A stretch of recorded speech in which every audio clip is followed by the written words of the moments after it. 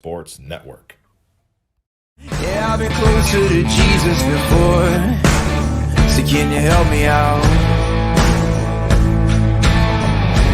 Oh, can you help me out? Am I on my own? Am I on my own? But can you help me out? Am I on my own? Am I on my own? Or can you help me out? Can you help me out? I've been scared to look in my soul.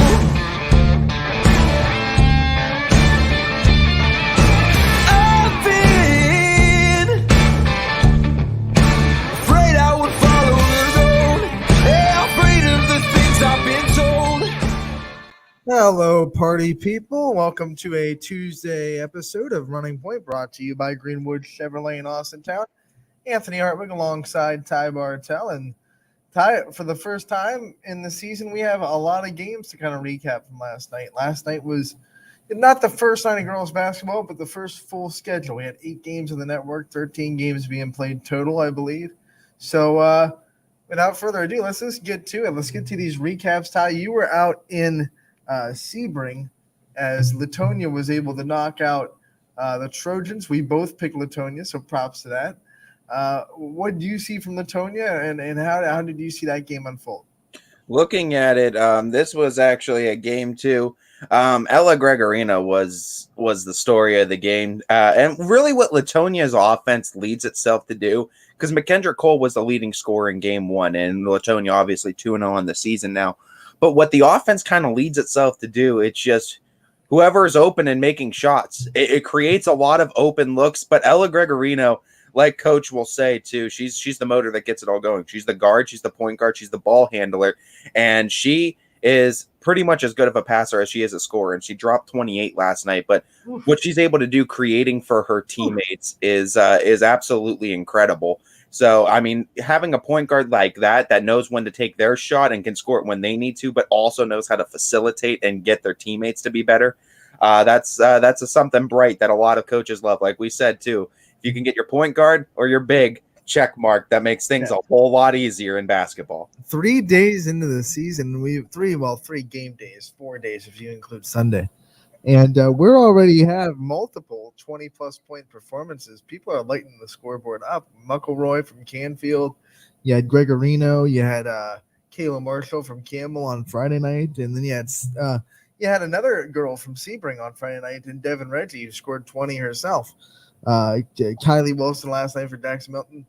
Some names are kind of stepping into the forefront just early in the season. Just like I said, 3 days in.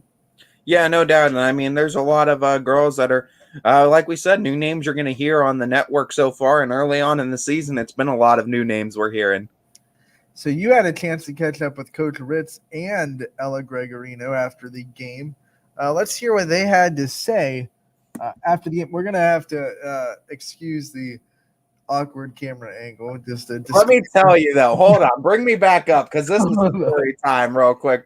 Story time.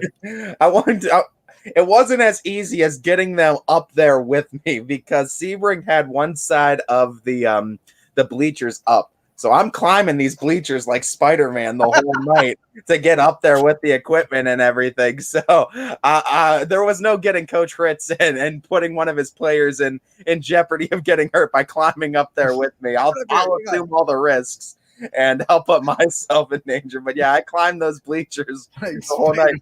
And it was so funny. I was talking with their AD. Oh, I think his name was Schaefer. I think it was Mr. Schaefer there at Sebring. But he was just like, he told me too. He was like, you could go on the floor, or you could go up in the usual spot. And I love the usual spot in Sebring. So I was like, I looked at it. I was like, so do we have like a ladder or something? He's like, nope, you just climb that old school. And I was like, all right, we got that. All right, let's go. So that's why the awkward camera angle. But hey, here at YSN, we learn to make things work. So I was getting these post-game interviews some way, somehow. And there wasn't enough time to move all the equipment downstairs. So. Right. So since the away team won, they wanted to get on their bus. exactly. So I had to get them out quick.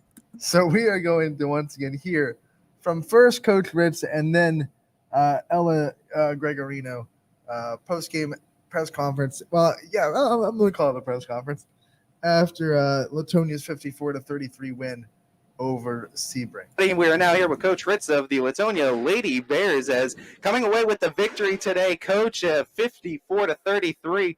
What was the big key, do you think, to this victory tonight? I felt the key to this win was our defense. First half, we held them to 11 points, and I thought that was the key. This way, we were able to run some offense, and even if we made some mistakes, we thought we can stay in the ball game, if we can play defense, and we did. The kids did a nice job. Yeah, no doubt. And I think tonight, too, the player of our game, Ella Gregorino, 28 points. Obviously, we've seen, too, McKendra Cole being a leading scorer now. It's an offense that kind of just leads to whoever's making the bucket more and whoever has the most open looks. But to talk a little bit about what Ella has been able to do, not just as a scorer, but also as a passer, how important is she to the success of this team? Well, she's the motor. She's the engine makes our offense. She just does it all. She can handle the ball. She passes well. The only problem tonight was that she missed 6 foul shots, which is very unusual for her to do that. But she's just an all-around player, and in my opinion, I think she's one of the top 5 guards in Northeast Ohio. Starting off 2-0 against some very good programs in both Sebring and Heartland Christian. I mean, it's a good start to the season. Looking at what you guys have been able to do well, what do you kind of point to the success so far early in the season to?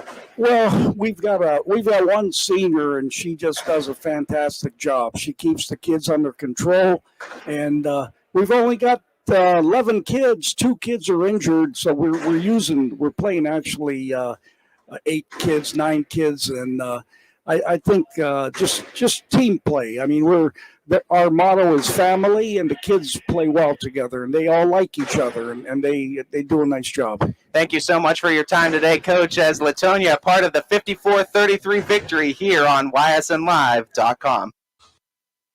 Welcome back, everybody, as I am joined now with our player of the game from the Latonia Lady Bears. It is Ella Gregorino, finishing the night with 28 points as a part of a 54-33 victory.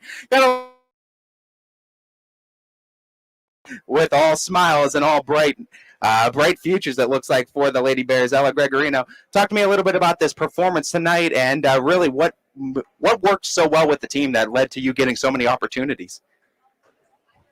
A lot of team chemistry.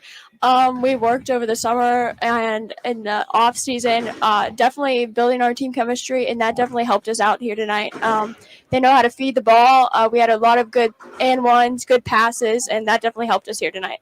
Talking about you be playing point guard, though, I mean, obviously we saw in that game against Heartland, you took on more of the passer role as McKendra Cole was able to be leading scorer that night, but again, showcasing that you can do it a little bit from the scoring area too. Is it something you take pride in, or do you prefer one over the other in scoring to passing? Oh, I love passing. I love letting my teammates get the ball and score. Scoring's always great, helping my team out, but I love dishing the ball off to them and seeing their excitement on their face when they score. Looking at what the team is this year and what you've been able to do with a 2-0 start, what's been the most exciting part about being a part of this team so far? Definitely our bond. We do a lot of team bonding outside of practice and games and everything.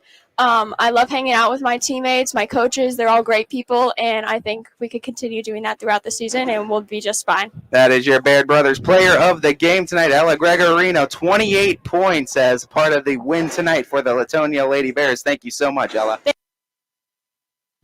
That was a post-game press conference from Coach Don Ritz and Ella Gregorino, both from Latonia, as they won 54-33 over Sebring last night. And Ty, watching that, I tell you, that angle makes me feel like I'm about to fall off. Yeah. Like I'm watching that, thinking a little euphoric, like, oh no. I was just like, I wanted to give a visual of some kind so we can match the name to the face talking. But yeah, I mean, obviously we'll be better off in Sebring, as I'm sure both sides will be down. But the thing was, I think boys practice was going on literally right after Sebring boys practice, and they had the hoops for that side too. So no rest for the weary. We move on from that game to the one I was at, Jackson Milton. They get the narrow 49-44 win over United. This was a game where Jackson Milton Close. took an early 12-point lead. United fought back, led 44-42, and then Miss Kylie Wilson hit a three to make it 45-44, and the Blue Jays never looked back. In fact, after that point, they never gave up a point to United as they held United scoreless for the last, 4 minutes of the game, and was able to hit a couple foul shots, seal the game away, 49-44 over United.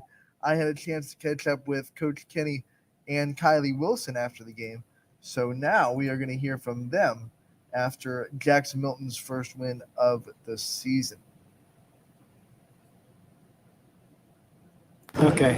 Anthony Hartwig here with the winning head coach tonight, Pat Kenny. Coach, what a game. What a gutsy performance from you guys to beat United to get one win on the season, the first win of the year. What did it take from this team to get this win in a gutsy first game? Well, you know what? It comes down about leadership on the floor.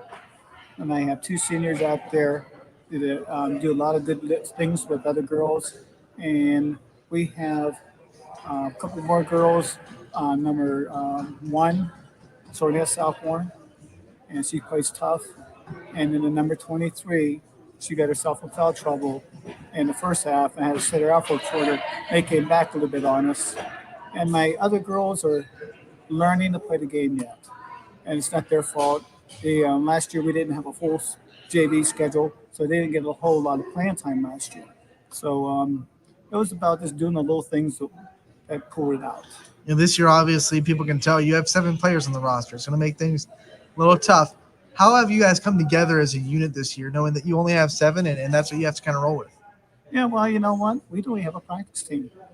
We have 7 girls, so I can't work on offense and defense when I don't have 5 girls to play defense on my girls where they can learn to improve on their skills.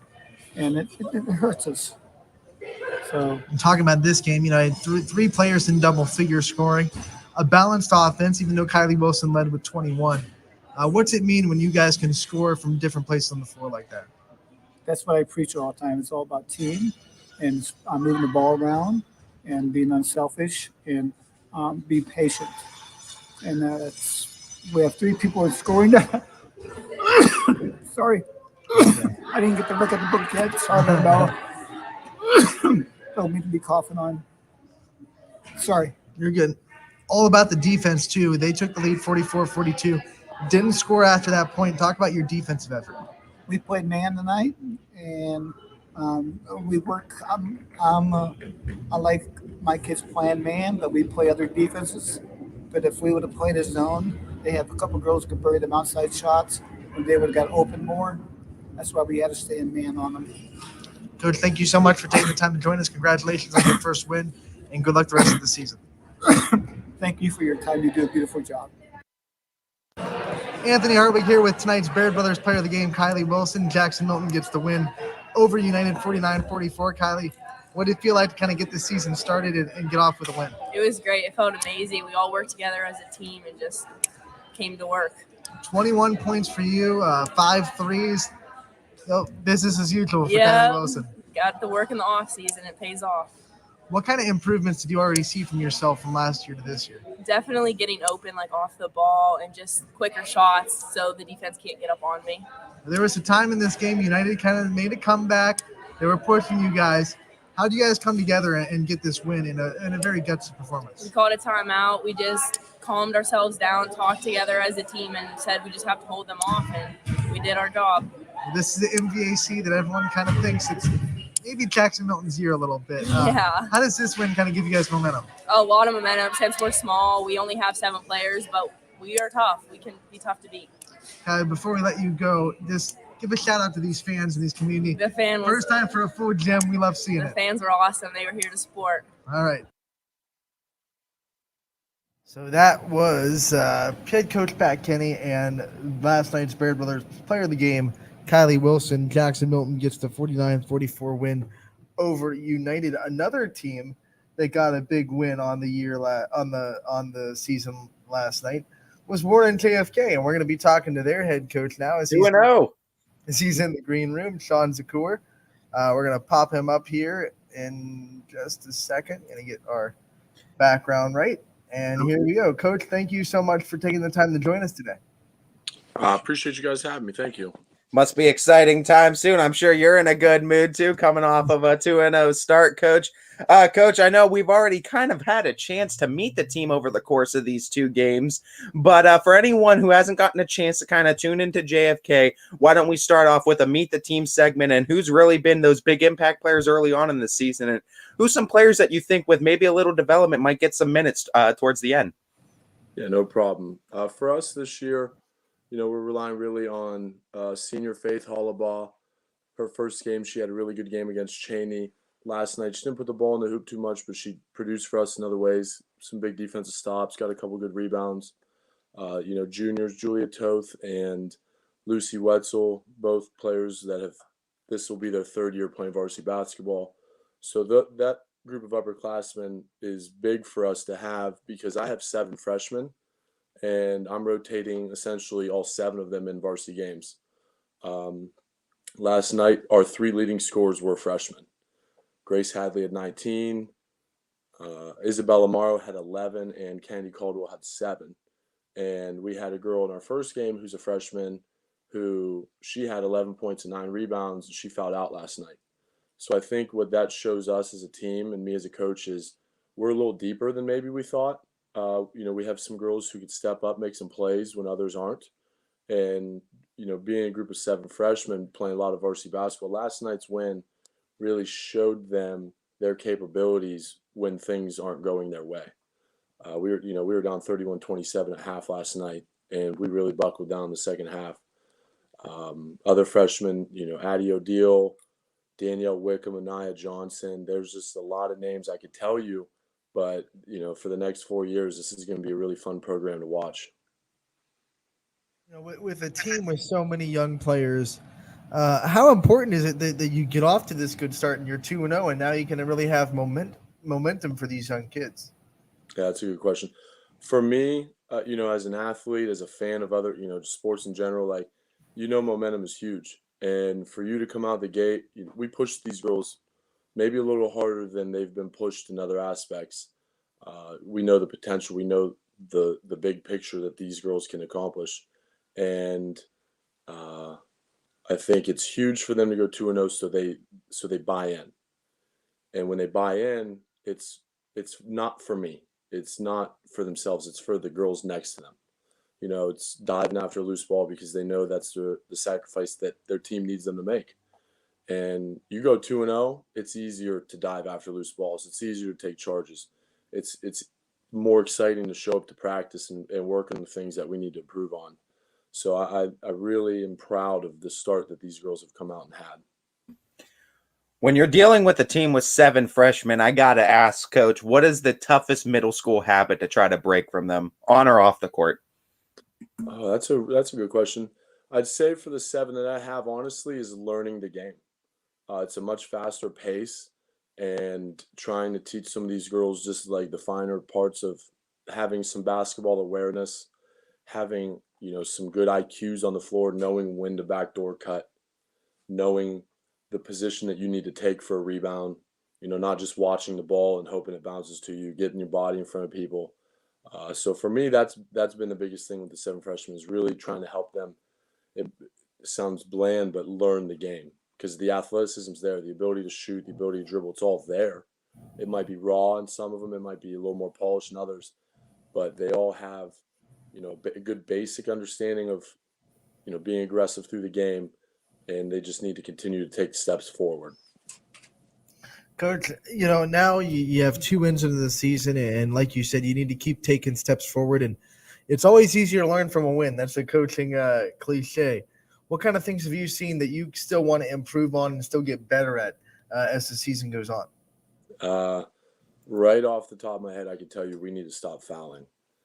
First game, I think we had about 27 fouls. Last night, we had 28 fouls. That's just too much. Second quarter, Southington went to the foul line 21 times. The score at halftime was 31-27. I'm never going to tell you my girls aren't fouling. Okay, they just need to, play smarter, not reach as much, not use their body in certain situations. It's 31-27. They made 15 shots from the foul line, and that they earned those 15 shots from the foul line. But if we can limit that and we only give them half of those, so let's say we give them 7, it's a different game going into half. So if, as we progress against good teams, bad teams, doesn't matter. Like we can't do that. We cannot foul 27, 28 times a game. There's no flow and there's no momentum, and that's really where we thrive, is when we can push the ball, get on tempo, and have some back and forth possessions. Point to some of your vocal leaders on the team and some of those on-court coaches that really help keep the game plan flowing when you can't be there inside the huddle. It's been an interesting dynamic for us. That's something that I've really tried to stress with the girls is, like I can't be the only voice you hear. There's got to be other girls, and we all do it in turns. Lucy Wetzel's pretty vocal. Faith Hollabaugh has her moments. We even have some freshmen: Isabella Morrow, Grace Hadley, Marshalla Meyer. These are all girls, again, taking turns, essentially, whether on purpose or not, at being vocal, communicating. Another one is Anaya Johnson. She's a young freshman. Only her second full year of playing basketball ever. And you'd think that she's been out here for 10 years just with how much she's talking to these girls. So if we can develop that, just a little more communication through the team itself and not, coach-led, then the sky's the limit for this group of girls. We all know that a culture is so important to a successful program. What kind of culture are you trying to build at JFK? And when you see people watch your team, what do you think? What do you hope that they see in your team, and what kind of culture do you want to build with your team? So for me, I'm big on culture. I think I want, on a Monday night, on a Thursday night, I want our games to be the ticket in Warren. I want, people to come see Warren JFK girls basketball. I want people, when they ask me, who do you coach? I say Warren JFK, and their response is, oh, you got a good group of girls. As far as community involvement, I want people there cheering for these girls. And then on the court, I want to be known as an aggressive team. I want to be known as a team that we're not going to back down. You can say that, we're the type of team that if you're going to punch us in the mouth, we're not just going to take it. And we're going to get back up and we're going to keep coming at you. And there's some learning moments in that, and we got to find a little more aggressiveness. But I think by the end of this season, the identity of this team is going to be hard-nosed, it's gritty, and just a desire to win and do what they need to do to win. And if we keep that up, the culture here it's just going to continue to improve daily. Coach, we know trying to implement a culture is a very tough thing to do, but when you're able to do it, it can be really satisfying. We also know, though, you can't do it yourself, so it takes some great staff members along the way. I want to give you the opportunity now to shout out some assistants and some other big proponents in that Warren JFK girls basketball program that really helps make the whole thing tick. I appreciate that. For me, the first group of people that I really like to appreciate and shout out are actually my youth coaches. With COVID last year, the uncertainty of things, we didn't have any youth teams. And it was my first year and Trumbull County being shut down from December 1st to practically Christmas. It really steamrolled a lot of ideas I had. This year I have a third, a fourth, a fifth, a sixth grade team, a seventh and eighth grade combined team. And for those people to be putting in the time for the program, for the kids, that means the world to me. And they're all people I can trust, and they're people that I know who are going to get these girls doing the right things, learning fundamentals, learning the game and having fun, because that's a very important thing in girls basketball, is that they have fun along the way and that they're learning daily. And then on my high school staff, I got 2 really good assistants. Johnny Kopp, he's assistant football coach for Cheney, so he's been around the ropes in terms of understanding how to coach, how to talk to kids. And John Condolian, who, as I'm sure everybody knows, was the head coach here, stepped down so I could take over the program. His daughter plays for West Minnie. If it wasn't for those 2 guys keeping me grounded, bouncing ideas back off each other, just telling me what they see, being there when we've had a bad practice to remind me, like, hey, this is a long process, and we got to keep our heads up.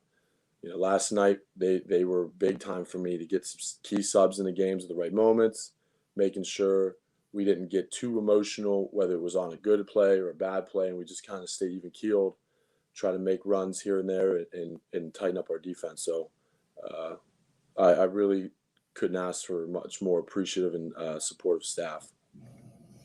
Coach, even though you already have 2 games under your belt, I still want to preview the schedule and the teams that you'll be playing this year. Talk about some of the marquee matchups and how well you think that this schedule will prepare you for the tournament time at the end of the season. Yeah, for sure. I'll pull up my schedule here on my phone. I know next Monday we come back out with Matthews. And last year Matthews got us twice. So I know my girls are looking forward to that.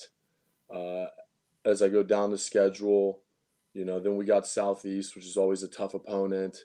Lordstown, Champion. I'm looking forward to the Rootstown games again. And then, we get into the league play with Mogador and Lake Center. So those will all be tough games for us. And they're really going to challenge us as we move toward playoff time. And, we end the season with Lowellville, and that's a game I'm looking forward to. It'll be a nice test for us, the last game of the regular season right before playoffs.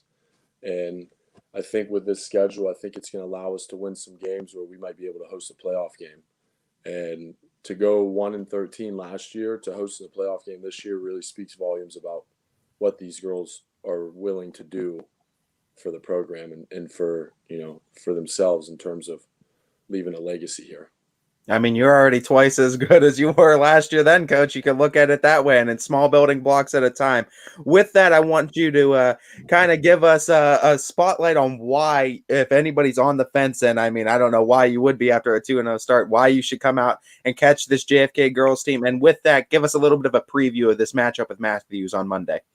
I think pretty simple for me. It's about energy.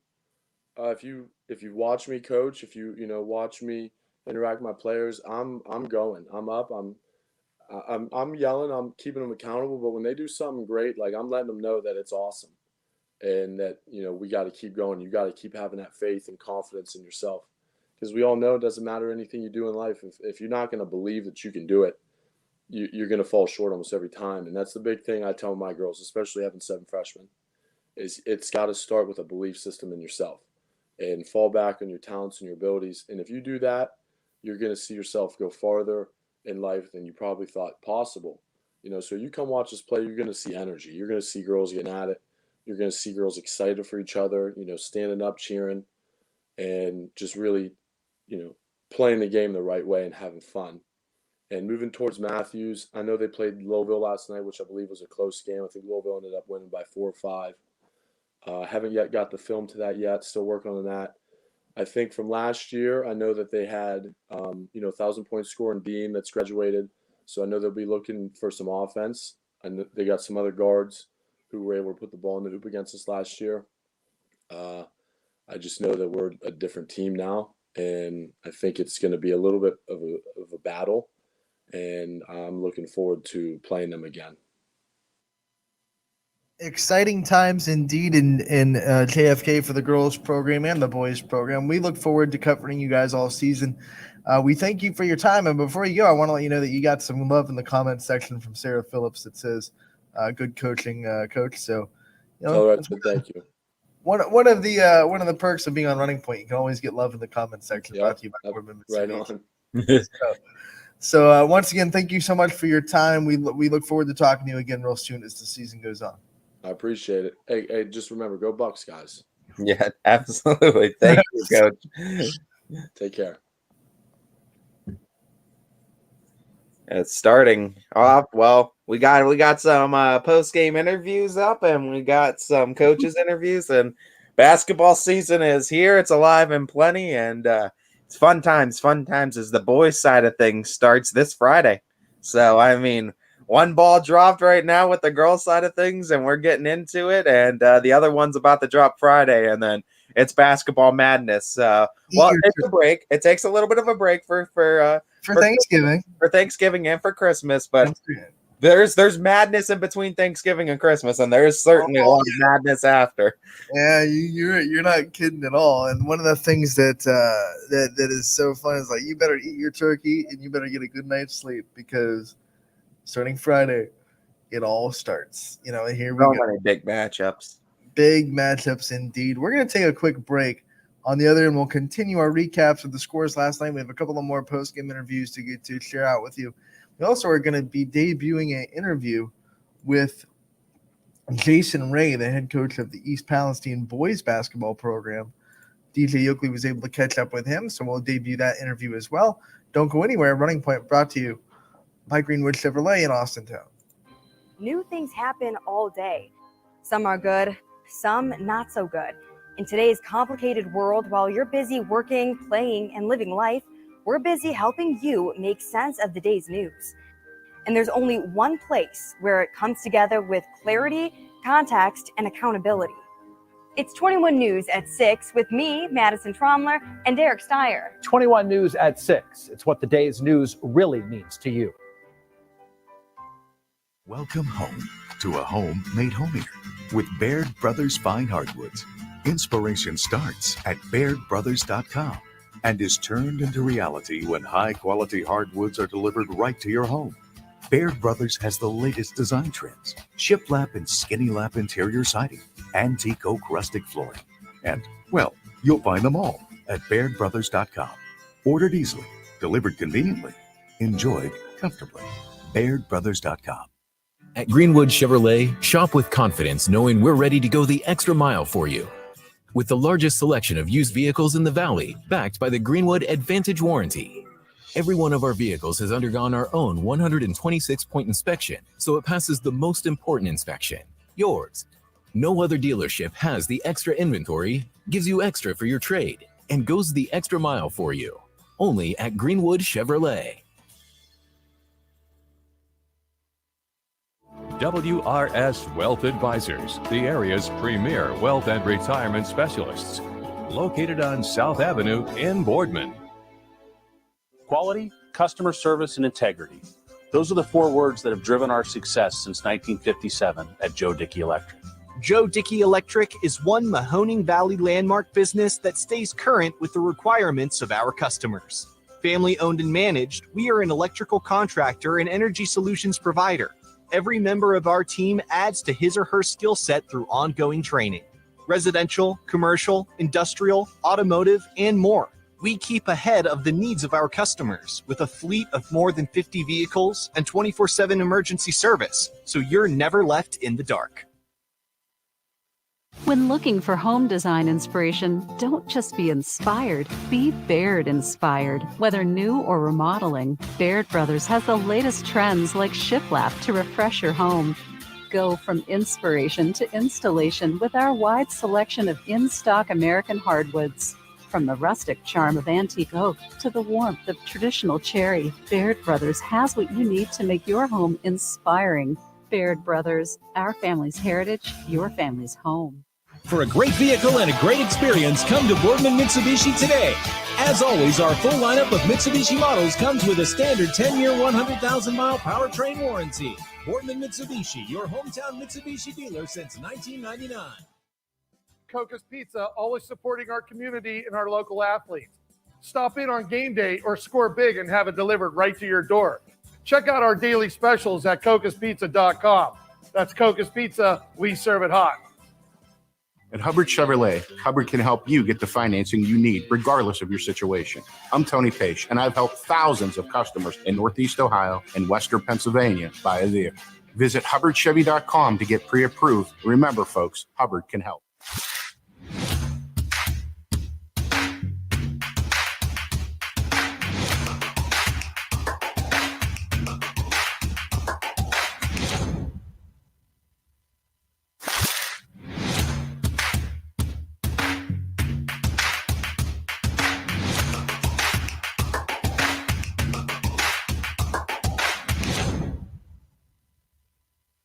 You're not waiting to see what the world has in store for you. It's more about what you have in store for the world. All you need is the opportunity. All you need are the resources of a large university. and the advantages of a personalized academic setting, where you can experience new worlds in the arts and sciences, business, and education, and make them your own. We are where you shape your future. We are Youngstown State University, and proud. Welcome back to Running Point on ysnlive.com, brought to you by Greenwood Chevrolet in Austin Town. Anthony Hartwig alongside Mr. Ty Bartell as we pop him in. Let him be a part of the show again. Ty, we continue our basketball recaps. And want to remind everybody that the stories can be found on ysnlive.com. And if you want to know more about these matchups and how they went down and who were the big players and everything like that, make sure to go to ysnlive.com and check out our stories, either written by myself or our wonderful broadcasters. Ty, you did a good one for Latonia Sebring, so hats off to you. Oh, excuse me. Salem was able to edge out Howland 50-47. Hard-fought first game. The Quakers pull it out by 3 on the road. And Howland is 0-2, and their losses are by a combined 4 points. Yeah, and I mean it's a rough start for Howland's season as losing a couple heartbreakers, but I mean, hey, being competitive with competitive teams nonetheless. So I mean, definitely watch out for Howland, and they're bringing it. So I mean, they're gonna get their wins too. It's always the first one that's the hardest to get. It seems like. Jamie DeSalvo gave them a lead in the third quarter. They ended the third quarter with a lead. They just could not finish, and the Quakers get the win. Riley Hutton had a great game for the Quakers as well. Brookfield, they get the win over Lakeview, 43-32. You know, as you see these scores, not exactly as high as, you know, some of these teams might imagine or these programs might imagine, but you got to remember, first game, there's going to be rust. There's going to be some growing pains in the first game. So Brookfield does get the win in the first game jitters. 43-32 over Lakeview. You look at LeBray, and Laura McCoy dropped 27 as LeBray dominated Niles 51-24. They opened the season 1-0. Lowville got the big win over Matthews, a Matthews team that is going to be playing JFK next on the slate. They won 45-41 at home. Obviously, the final score for JFK, we already know that they beat Chalker, but the final score, 56-48. JFK wins that game as well. You look at Beaver Local, they got the win over East Palestine, and that's 2-0. Yeah. What? 2-0. 2-0. You're right. 2-0 indeed, and 2 quality wins against teams that finished with a lot of wins last season on their resume. You look at the final score for that one. Hold on, it got reloaded a little bit, so my phone is not exactly cooperating. So I apologize for the missed beat there. But the final score was 51-31 as Beaver Local edges East Palestine by 20, pulls away late, and gets the win. East Liverpool could not hold up against Southern. Ashley Schroeds had 26 points for the Indians as East Liverpool fell. Looking for a final score, 46-40 to Southern. So, like I said, Potters can be competitive, but Southern is they're a little bit more seasoned right now coming back this season, I feel like. Ashley Schroeds had 26 of 46 points. Yeah, East Liverpool is going to be fine, though. And I mean, Ashley Schroeds is going to be a problem, no doubt, because that Southern team's a very good team. East Liverpool was led by Shayla Foster, who had 10 points. Kinsey Headley had 8 for the Potters. They'll be back in action Saturday.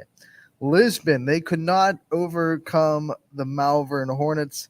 They lose their opener to Malvern 60-46. The Hornets outscored the Blue Devils by 16 points in the first and fourth quarter, so they started well and they ended well. Madison Haffey led Lisbon with 14 points, 5 rebounds, and then Cammie Freeland had 10 points as well. The Lisbon Blue Devils will return to action as they go to Toronto on Monday for a road game for the Blue Devils. Yeah, as there's a lot of games that are coming on early on in the season too, especially cross conferences. when the MVAC plays the EOAC and the NE8, these out-of-conference games early on are always fun, too, before they get in conference. And there's just going to be so many fun matchups this year, I think. Fun. So now let's take a look at how our little competition is shaping up. We went into yesterday. I had a 6-4 lead. Oh, by the way, I didn't want to spend too much time on it because I didn't pick this game right, and I'll admit that I was wrong. But Hubbard did beat Camel 47-1, and you don't want to take too much time on that. You know that it sucks to lose by 46 points. It sucks to go through that. Camel, at the end of the day, they don't count how much you lost by. They just count that you lost. So you're still 1-1 on the year, and you still have a lot to build on. You still got a good win over Sebring, 51-50 the other night. But we do have post-game interviews with Coach Slavesco and Grace Narcom. Anthony Romo was able to catch up with both of them, so I do want to take the time to get them on the show and hear what one of the senior leaders for Hubbard and their head coach had to say after their opening season win over Camel.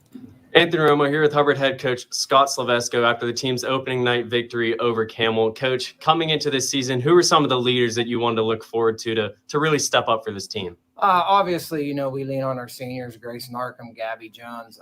They lead on and off the court for us, and then we go to our juniors, Sophie Murphy, Mary Francos. Those people are, those are people that we lean on. And then we have some sophomores, Peyton Slavesco, Rihanna Barr stepping up for us this year. We lean on those people, and our whole team, they lead on and off the court. With that being said, Rihanna Barr led the team tonight in scoring. What were some big positive takeaways that you saw from your girls tonight? Just little things, like we talk about all the time, getting better every single day, competing in practice. Right now we just need to keep competing in practice and showing it on the court, just getting better with ourselves. Looking forward to the next matchup against Ursuline coming this Saturday. Big matchup. Ursuline, a great girls basketball program. You guys hung with them in your last matchup with them. Looking forward to that game. What are some things that your girls are really going to have to improve on to go away with a victory Saturday? That last year, that was our youth showed the last 3 minutes of that game, and we just teetered out a little bit. We're going to take care of the ball. That's a very good coach over there, very well coached program.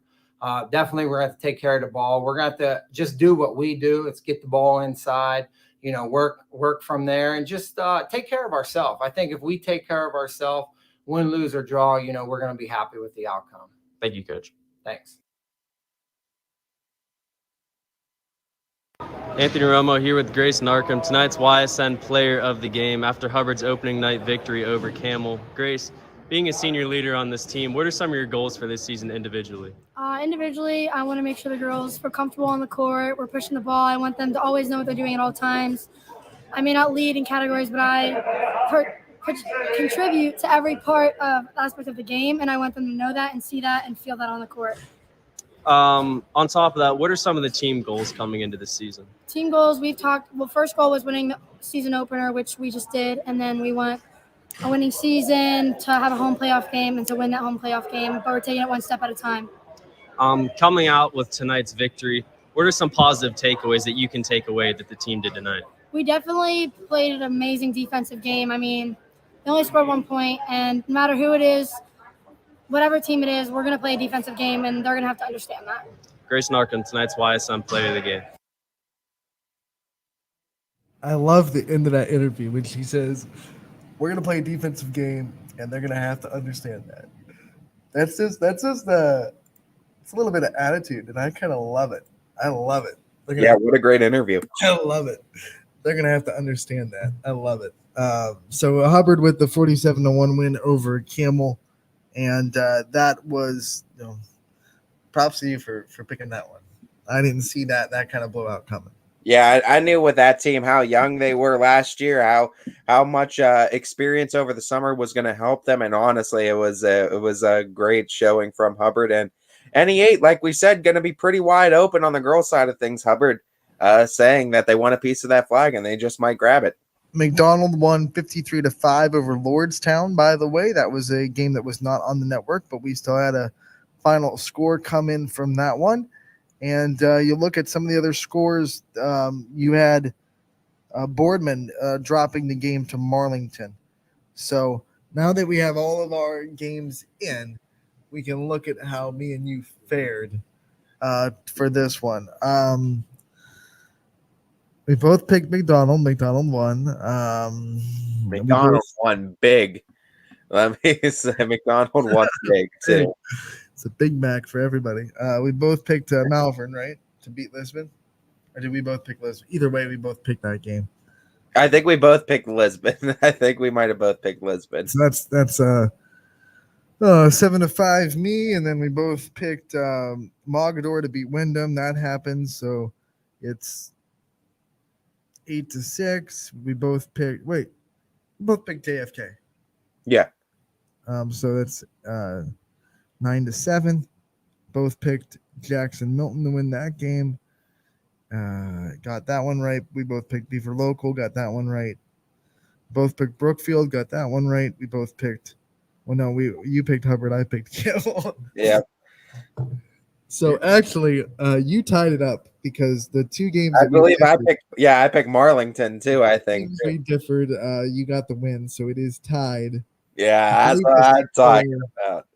Let's see the score. Let's see. 1, 2, 3, 4, 5, 6, 7, 8, 9, 10, 11, 12.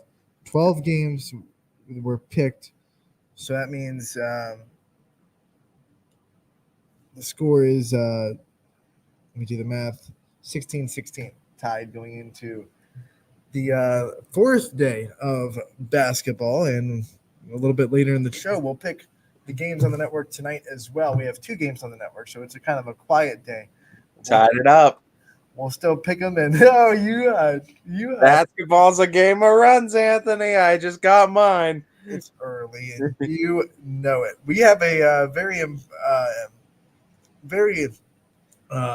what's the word I'm looking for? Interesting coaches corner that we can debut today with DJ Oakley catching up with East Palestine boys head coach Jason Ray, and we are going to let that play and hear what Jason Ray had to say about what his team was going to look like this year in his first year at East Palestine. So enjoy this conversation between DJ Oakley and Jason Ray, the head coach of the East Palestine boys basketball team. Hi, everybody. DJ Oakley with you for another edition of Coach's Corner. This one brought to you by our friends over at WRS Insurance Solutions. So thank you to that. And our first ever one with Jason Ray as the East Palestine Bulldogs head coach. First year coach, and obviously some new experiences for these young men. Talk to me about your first impression of Bulldog country. You know, we're athletic. And let me say this, DJ, and you're from here, and the community has been outstanding. I'm going to start right there. The community has been outstanding. They've opened their arms to me. They've opened sometimes their wallets to me, everything with the locker room project, everything we're doing here.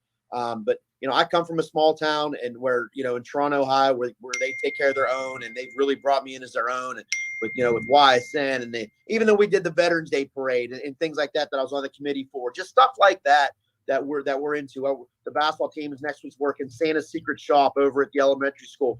All this stuff we do in small town America that Coach Pav and Mr. Knife and everybody that's set up. It's just an amazing community to be a part of, and it's like I told Yvonne the other night. To me, it's like not even going to work anymore. We're here all hours of the day and night, but it's like we're not even at work. This is just such a love, and the community's been excellent, and they're starved for a winner, and we're hoping we can do that.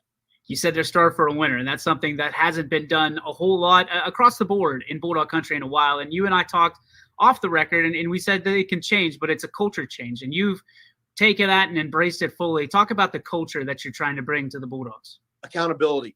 We're trying to take some accountability here. We're trying to change the culture. I've had to give up, the kids have had to sacrifice some things. I've had to sacrifice some things for the greater good.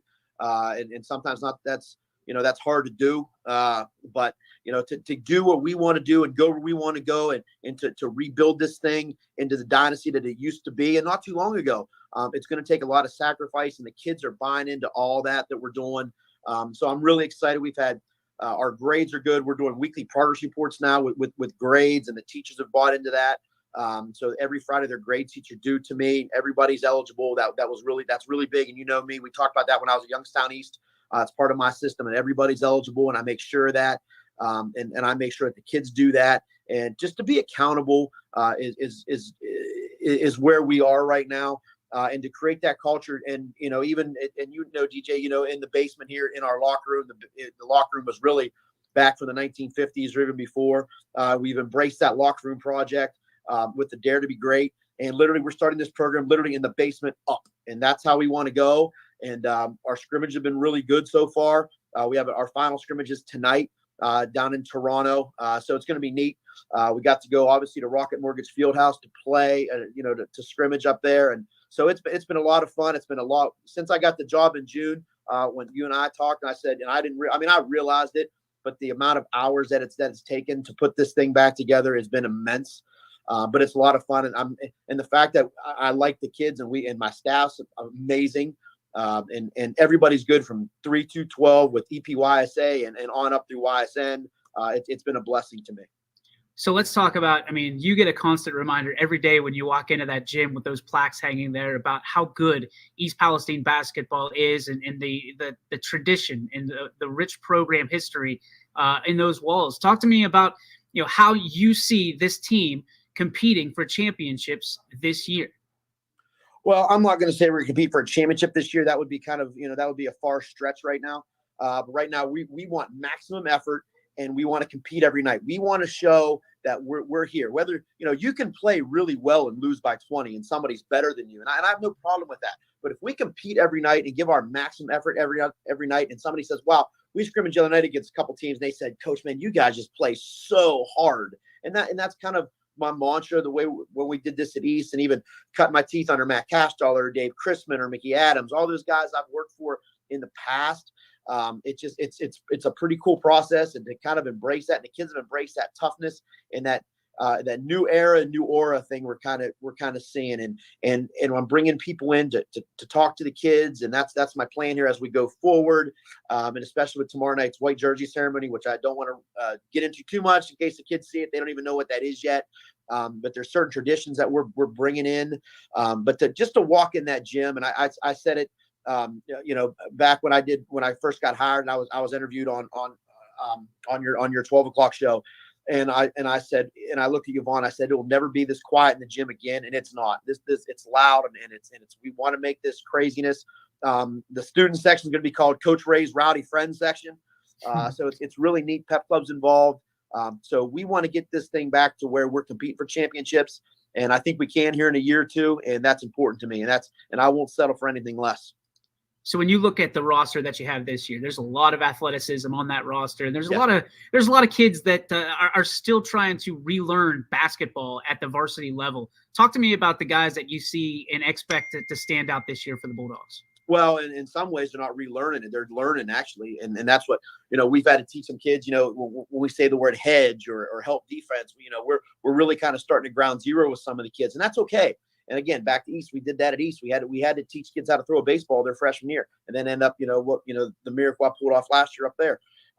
So with that, the kids are very receptive to how we learn and how we teach, and we're excited for that.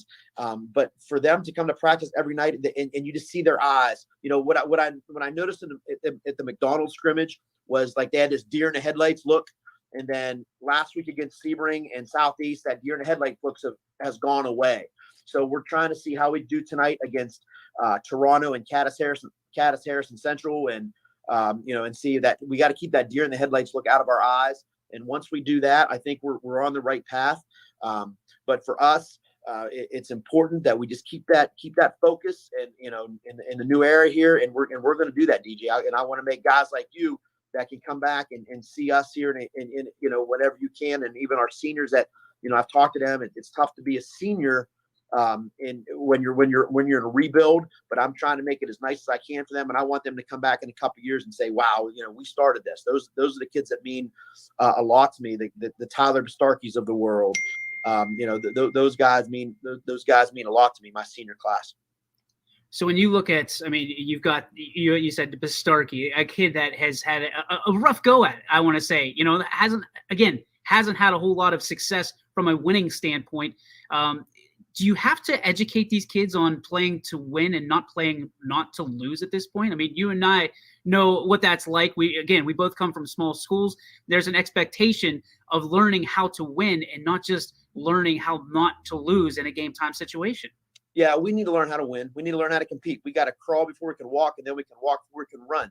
But Bastarkey, with guys like him and guys with Evan Smith and guys with, Ryan Rose and Weston Jones, we have to put them as coach in the best possible position to win. And anybody that knows me as coaching, I run a 1-3-1 zone, and we've tried Tyler at a couple different spots. And I said, Tyler, we've got to go you here. And we've had to move some kids around, and he's embraced that. He's a real quiet kid, but he's a real quiet leader.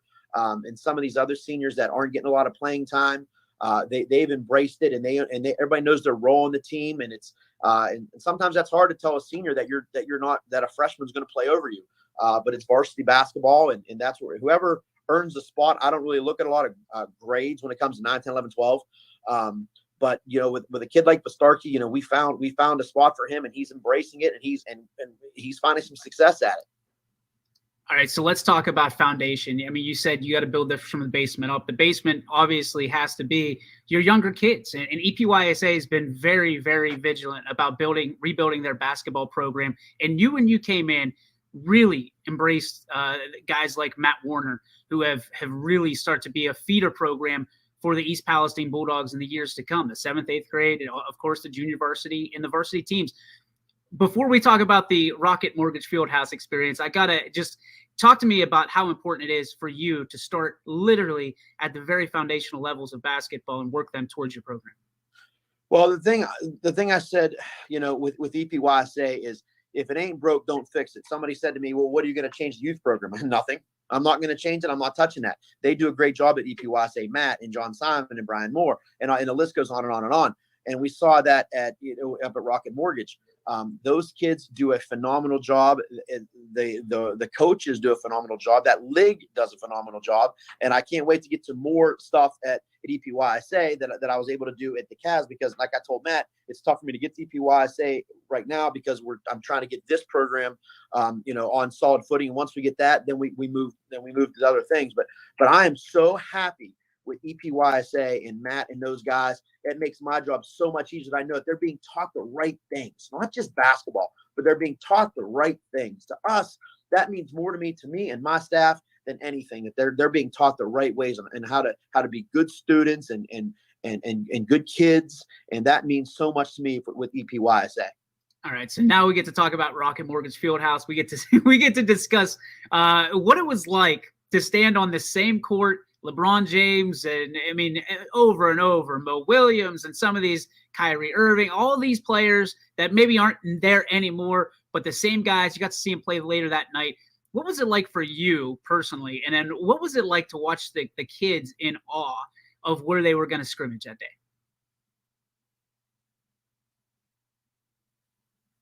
You there?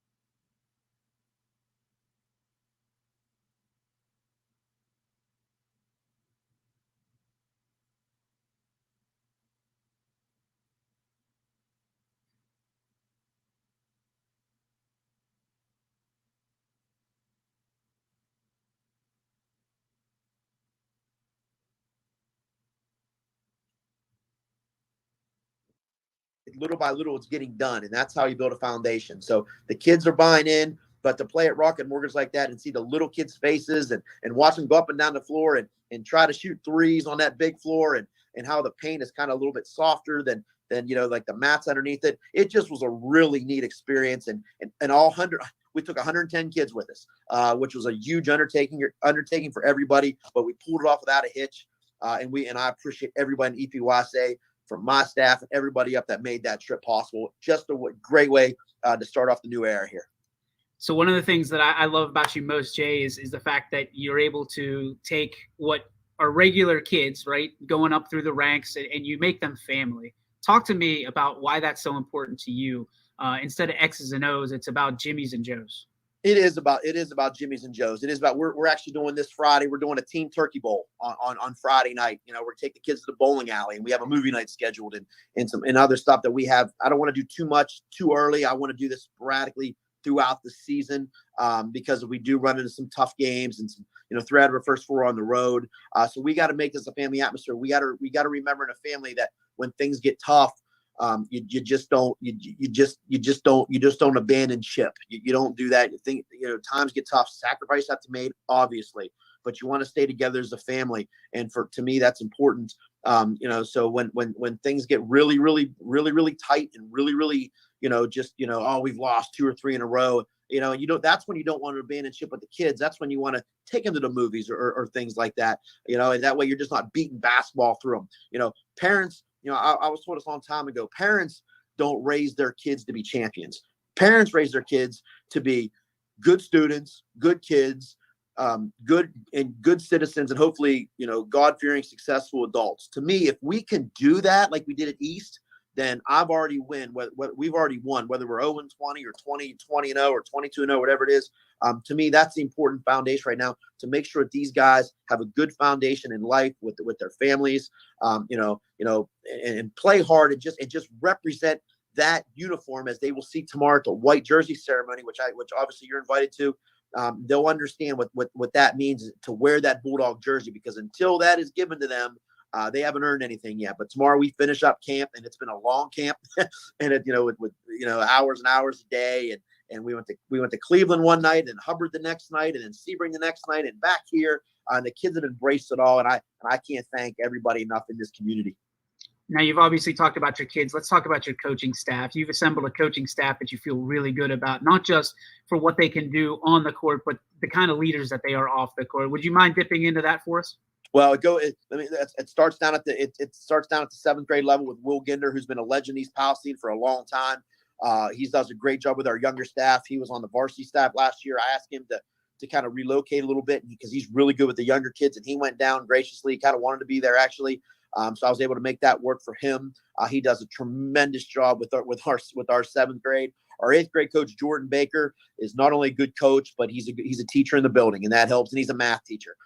So he's very detail oriented, and he does a great job. It's nice to have him in the building to kind of bounce some things off as well. My varsity staff, it starts at the top with Tristan Reynolds. That means a lot to me. Tristan, I've been wanting to work together for a long time. You know, you and I kind of set that up a little bit with me to meet with him, and he's been a godsend to me. He's been excellent. You know, Tristan and I are in constant communication almost every night on the phone till midnight or whatever we are, a couple times a week, 2-3 times a week, and we're just trying to fit together the right parts. And so he's kind of my top guy, the top dog, as you want to say, next to me. Then my freshman coach, we're going to hopefully play a couple freshman games. Another varsity assistant that is Jeremy Atkins Hill, who's a Palestine grad. He's one of the top officials in the state of Ohio in a bunch of sports. You know, he does high school playoff games for football and basketball, and he decided to join the coaching ranks. And he's kind of like my tech guy. He does a lot of the huddle and max preps and stuff that are just so busy. You know, just some of the busy work that's taken the load off of me. Because where Tristan and I are doing a lot of the X and O's and Jimmy's and Joe's, he's doing a lot of behind the scenes work. And he's going to be my bench coach and just does a great job. And I couldn't be happier with Jeremy Atkins Hill. And to be honest with you, and he'll tell you this, you know, him and I didn't have a real great relationship as a coach and an umpire. But, you know, we sat down and talked one day, and I really liked his vision. He liked my vision. Now that he sees it on this side of it, it's really neat for him. It's pretty neat. So I'm perfectly happy with the staff. And then it starts again with Mr. Knifer at the top as superintendent, and down to Tony Del Baccio, our new principal, who's been a coach forever. And then obviously, you know, Dwayne Pavkovich does a phenomenal job as our athletic director here for so many years. So there you have it, man. I appreciate the time, obviously, and we wish you all the best. We're always here for you at YSN. So if you need anything, just give us a buzz. But until next time, my friend, good luck in this first week. And it's going to be a scramble for you here in a little bit. It's going to be a scramble again. Yeah, it's going to be a scramble. And I want to say good luck to our girls team who open on the road tonight at Beaver Local, trying to defend their league title. They're the top dogs right now. And I just talked to Coach Frank just a few minutes ago, and he does a phenomenal job with our girls program. Our volleyball team had a phenomenal year. So on the girls side of things, they're doing a great job, and and they're great kids. And I just love this community, and I'm proud to be a part of it. And thanks for everything you do for us, and hope to see you tomorrow night at the jersey ceremony. Thanks, Jason. Thanks, DJ. That was DJ Oakley talking to Jason Ray. I apologize for the technical issues in the middle of that interview. You can see the edited and clean interview in its entirety on ysnlive.com. That has already been posted, so you can head over there if you missed anything. We tried a little bit of a blooper reel put together for you. I was laughing. I know. I was like, what is going on? Me and Ty have to deal with so many glitch gremlins on the air. I just figured that I give DJ a little bit of a taste on the air too. Since he just gets to go and edit his off air, How glitch gremlins work too. Oh my goodness. I was laughing though. It was a fun moment. Just proving that everyone at YSN has some inside this at Running Point. So. Yeah, I don't know. There's something running amok. I think it's since those aliens showed up in East Palestine that these gremlins started running around. Someone keeps feeding them after midnight, and I keep telling people to follow the instructions, but they don't listen. Yeah, I mean, something's going on over there. They got to figure it out, I think. We do have one more score to give out today, and it does not affect our standings because – well, we both picked the team that lost, unfortunately. But Waterloo did fall to Alliance last night. And the final score there was 58-46 Aviators. Rose Couch had 10 points for the Vikings. And Kara English had 14. So 2 double-digit scores for Waterloo as they moved to 0-1 on the season. We both picked Waterloo to win that.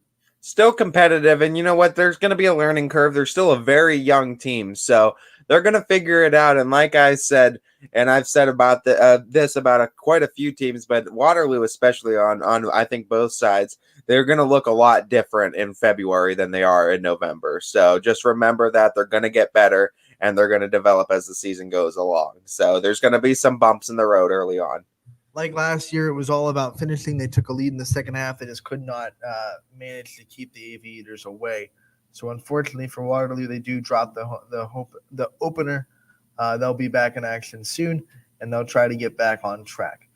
For us, we are going to go to our next break of the day, and we will be back with more Running Point brought to you by Greenwood Chevrolet in Austintown. Every customer has a story, and at Greenwood Chevrolet, we are committed to making sure it ends with you in the right vehicle.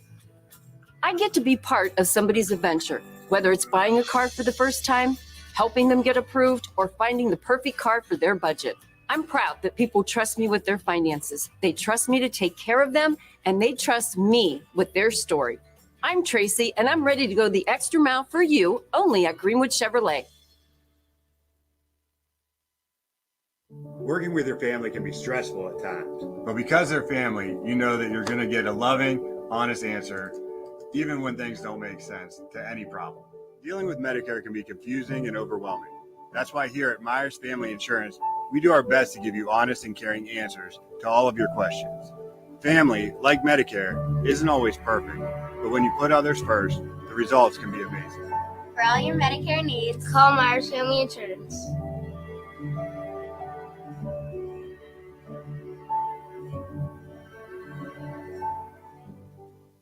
It's storm season. I think we're under the gun for some heavy storms over the next couple of hours. And Storm Tracker 21 is ready. This is probably the one we're keeping a closer eye on. On air. And locally, we're going to have a lot of eyes on our area. Online. All right, let's talk high-risk futurecast and the timing of this weather. On social media and on our app. Notice we'll have scattered showers on Thursday. Stay ready with Storm Tracker 21. The severe weather threat now through around sunset this evening. Hi, this is Tommy Clem, owner of WRS Insurance Solutions. WRS Insurance Solutions is a local independent agency that specializes in life, Medicare, long-term care, and disability products. Call us at 330-953-3722 or visit us at wrsinsurancesolutions.com to learn more.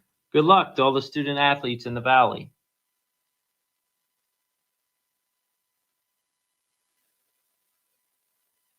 Hi, I'm Colin Chupa. And I'm Kelsey Klim from K-Squared Marketing. Our boutique marketing firm specializes in media planning and buying, public relations, event marketing strategies, and strategic sponsorships.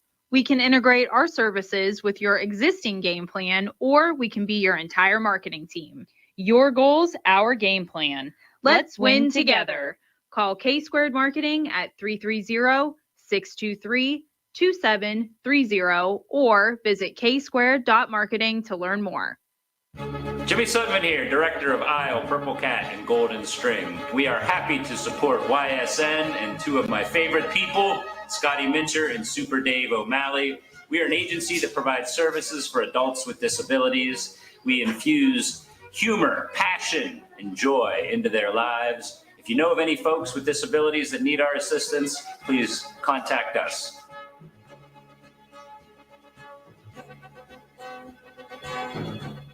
Your teams work hard and give it all they've got. Well, so does ours, because 21 Sports and YSN give you extra effort when covering local sports. 21 Sports and YSN, winning coverage of our Valley's teams.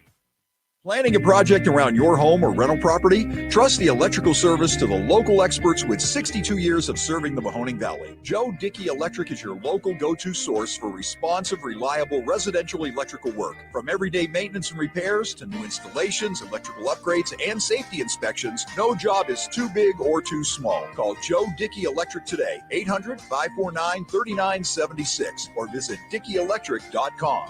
That's DickeyElectric.com. Dealing with Medicare can be confusing and overwhelming. That's why here at Myers Family Insurance, we do our best to give you honest and caring answers to all of your questions. Family, like Medicare, isn't always perfect, but when you put others first, the results can be amazing.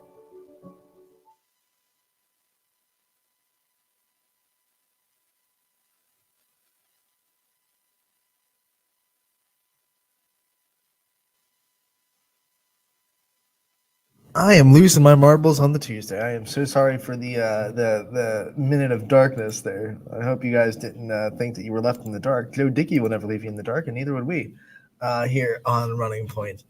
Ty, it's a Tuesday. We continue. We recapped all the action from last night. We have two games on the network tonight that we are going to pick and continue our basketball competition as it is just rolling out. We're tied at 16, you and me, and we have two games.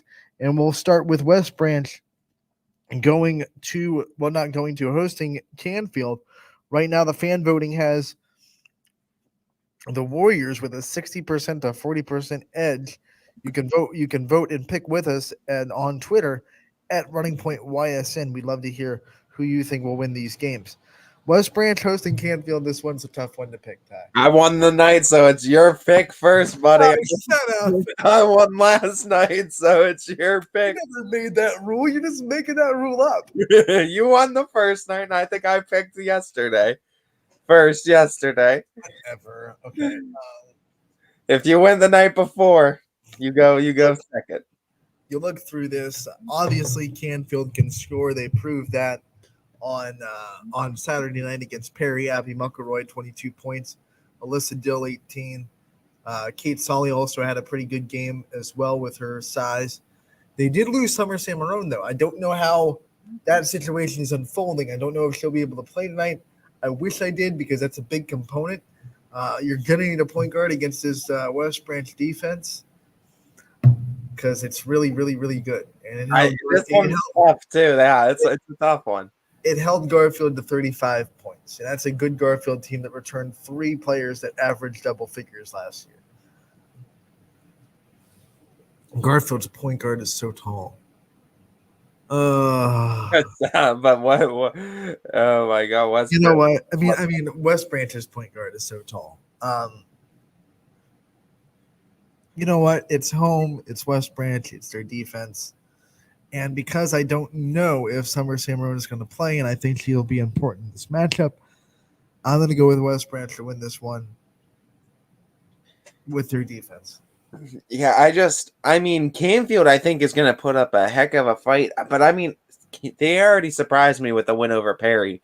So, I mean, I won't be surprised this time if they do beat them. But I can't go against the height of West Branch. And there's so much height all around on it. And it just helps out so much, too, that the height that is there is also athletic and knows the game of basketball. So, getting extra rebounds when necessary and getting extra blocks and helps with the interior defense.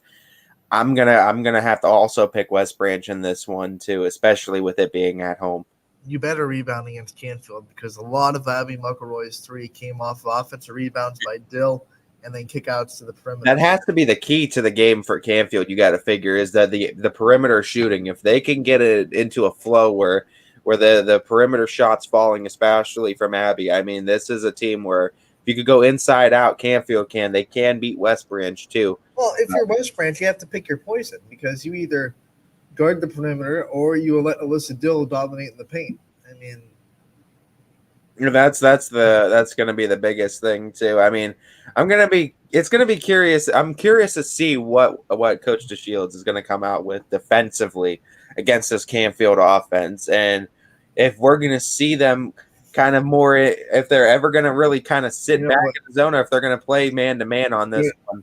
What I would do, especially if Summer Sammarone isn't in the lineup, do a little half court trap.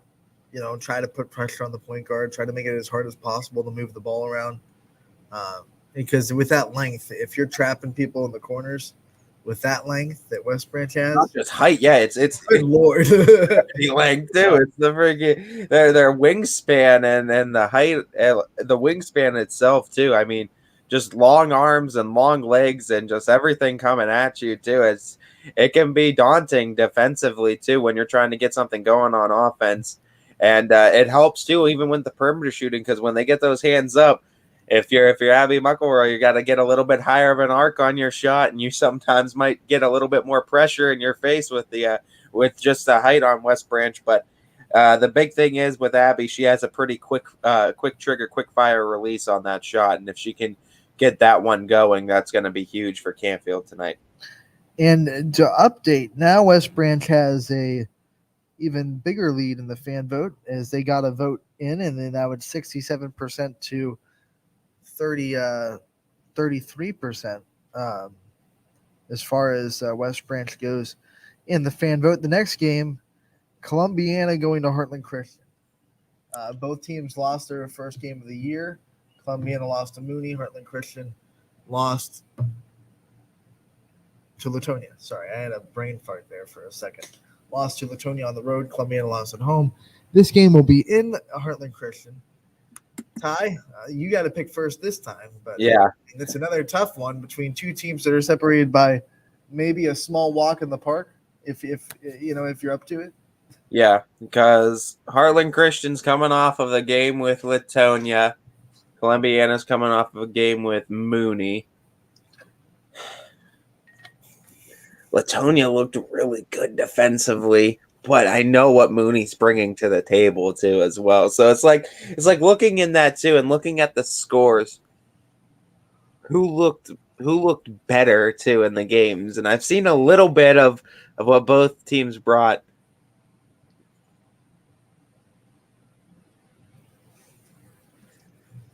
For me, I know it's in Heartland. God, there's so many X factors in both these teams too that if they show up, Rap on one side too. Oh my goodness, there's so many. If they show up, that's going to be the biggest thing. Who takes that step tonight? I'm gonna have to go with. Give me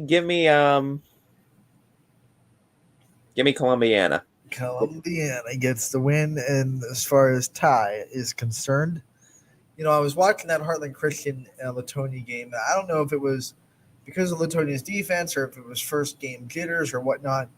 But I'll tell you, Maddie Matthews just didn't look as aggressive as we saw her last year, especially with the ball in her hands, driving to the basket, and trying to force the issue.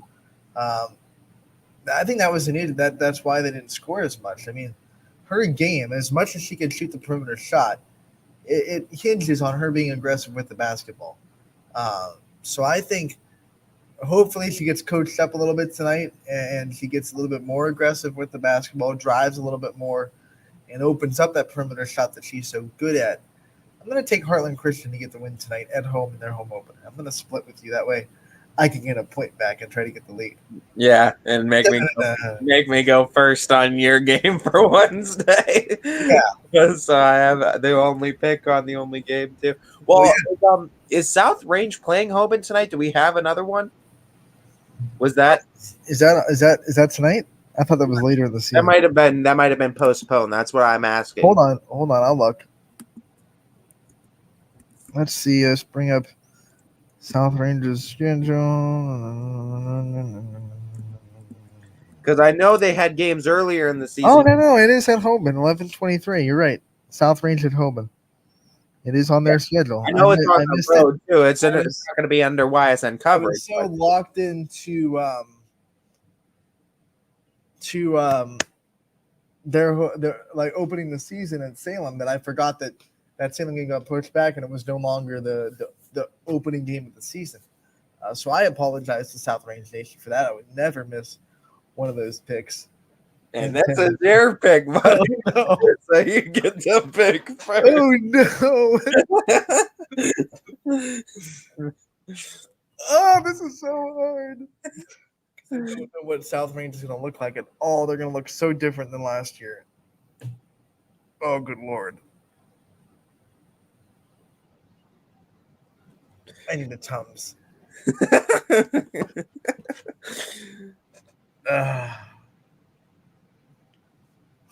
Last year it went down to overtime.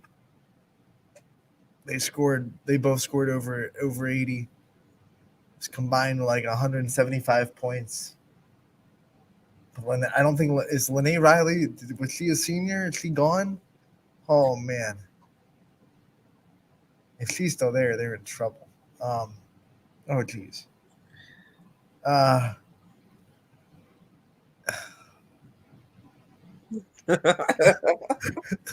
know what you're gonna do. Because you don't have any problem picking against the banner. I love it too. I love it. I love that you had to go first on this one. After he was all smug about trying to get a win with the Heartland Christian one. You know what? Heck it. Give me South Range. I'm taking Hoban on this one, especially if being at Hoban. Yeah, I got some hand signals for you off camera right now. The biggest thing with South Range, I mean, I have no doubt they could compete. I just don't know what they're going to be like. I don't know their identity yet. It's early for them too. As the season goes along too, I'm sure I'll be picking South Range a lot. But I haven't seen their identity this year, and they're like you said, they're going to look a lot different. That would be a big win to open the season for a brand new look South Range. No doubt. And I mean, if they do win that's going to create a lot of momentum. And then if they do, I'm just saying, if they go and beat Hoban, the rest of the NE8's in trouble because they all thought this league was wide open. We have a chance to compete, and if they go and beat Hoban at Hoban, no doubt. Trouble. That's like the board game, trouble. Like roll the dice with a little pop bubble, and the dice will say you're in trouble. Yep, no doubt. Ooh, yeah, I'll take South Range. I'll do that. I'll take it. And if they lose, then I'll take the L, and I'll win in Columbiana, and we'll split. Oh, he thinks he's gonna win in Columbiana. I believe in Maddie Matthews. Come on. I know Maddie Matthews is 30+ point performance. Heartland's in a roll. You gonna let him say that to you about that from you, Clipper Nation? Yeah. No Clipper clap tonight. Not in the Purple Palace. Game, though. Someone's in the Purple Palace season, and we know that first win's always the toughest one to get sometimes. So both teams fighting for win number one, and someone's gonna get it. By the way, both these games will be on the network tonight. As we look at who will be on the call for Canfield at West Branch, it'll be Michael As that'll be West Branch's home opener, his first chance to get to a West Branch game. And for Columbiana and Harlan Christian, that'll be Mark Franken on the call there. So both games on the network tonight, and I believe both games are slated for 7 o'clock. I should have looked at that before I closed my phone. Both games are, in fact, slated for 7, so normal JV varsity time frame. So 7 o'clock, sit your butts down and get your popcorn and flip between 2 games. They're free, courtesy of our wonderful sponsors. We want to shout out to WRS Wealth Advisors who sponsored the last Coaches Corner that we played, and they're one of the big members of making basketball free for you guys. So all of our sponsors, WRS, Baird Brothers, Greenwood, Chevrolet, and Austintown, without them, we wouldn't be able to bring you this amount of basketball and make it all free. Yeah, no doubt. As we definitely thank our sponsors for their partnerships and what they've been able to do to help us bring basketball to everybody in all the communities. We haven't done this in a while, but here's a plug. If you're out there and you're watching and you want to sponsor on YSN, or you want to sponsor our show, we're not afraid to it. There's a lot that we can work with you for. You can go to ysnlive.com/advertise, and it is really simple to navigate. All the packages that we offer and what you get in these packages can all be found there. You fill out that form and you fill out what package you're interested in, and we will get back to you ASAP and work with you soon. So basketball is just about to start. So if you want to pin something down before the start of the boys season and before basketball really gets in the full swing, you still got some time, but the clock's ticking. So make sure if you're an advertiser out there or a small business and you want to get your name out there, there's really no better way, no more value. You look at what you can do with $250 a month at YSN to advertise. You're not going to get that anywhere else.